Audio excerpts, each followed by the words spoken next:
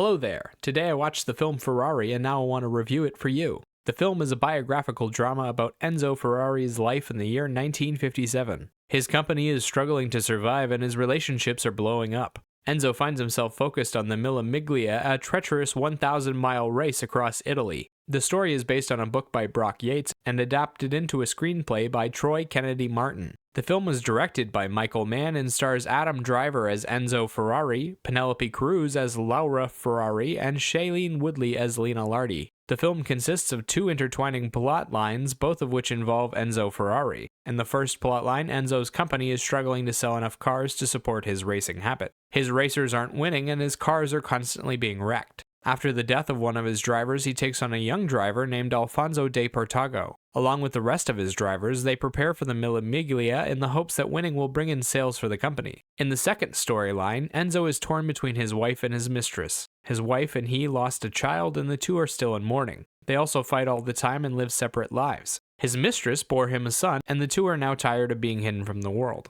As the two women push Enzo to decide who he loves and who he'll spend his life with, the media catches wind of it and his wife discovers his secret. The reveal threatens to put an end to everything. Most of the screen time goes to Enzo Ferrari, with the rest of the characters acting in support of his story. There are some drivers on his team with daredevil personalities, there's a few servants around him that mockingly serve him, and a host of people working for him that look up to him and try to impress him. For leads, you have Enzo Ferrari, his wife Laura Ferrari, and his mistress Lena Lardi. Enzo is a cold man who distances himself from other people. He loves his family wholeheartedly but does everything he can to disconnect from strangers. He's often rude and comes across as an asshole to other people. He's also an incredibly hardworking engineer with a real passion for racing. Laura Ferrari is a great businesswoman and incredibly adept at manipulating social situations. She blames Enzo for the death of their child and takes out her loss on him at every turn. She's a fierce woman who's also a bit psychotic. Lena Lardi is Laura's opposite. She's nice and comforting and puts up with all of Enzo's nonsense. She still chides him and hopes for a better future, but she's essentially the image of a perfect wife.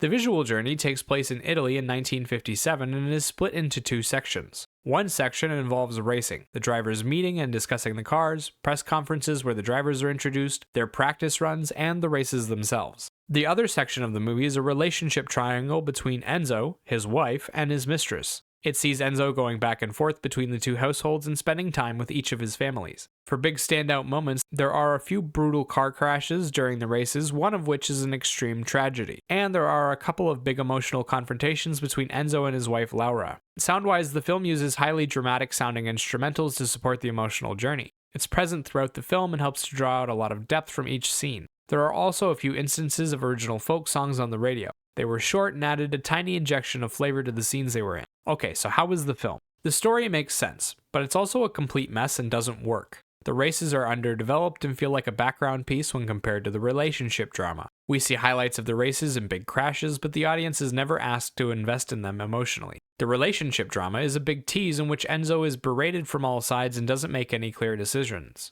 The ending is also incredibly unsatisfying. It doesn't answer any of the questions asked. With both stories being fairly mundane and boring outside of the crashes, it's hard to stay invested in the film. The cast doesn't have many likable characters, Ferrari himself is presented as a bit of a dick, and the only interesting moments are the two big crashes and the final confrontation between Enzo and Laura. The cast is what they can with the material and they manage to make it seem important. Everyone is giving their alls to the role, and some great moments result from their efforts. Adam Driver manages to pour out Enzo's grief in one fantastic scene, and Penelope Cruz gets to do a vicious and heartbreaking monologue near the end.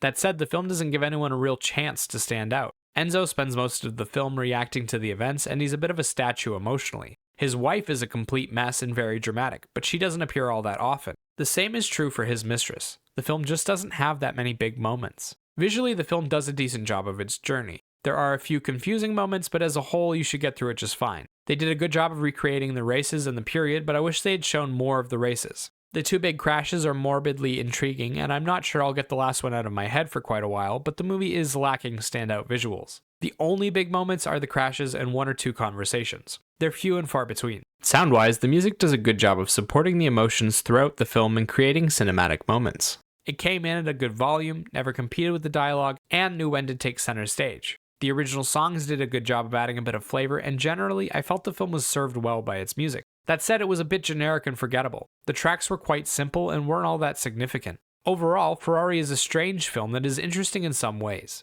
It has good moments within it, and a few captivating visuals in the form of brutal car crashes, but as a whole it's a bit bland. The races weren't well done, and the relationship drama didn't go anywhere. If you really want to know about Enzo Ferrari, you should read his Wikipedia page. The guy is highly intriguing. As for a rating, I'd give this film a 4 out of 10. Remember, these are just my thoughts on the film. Let me know what you think in the comments below. Bye-bye.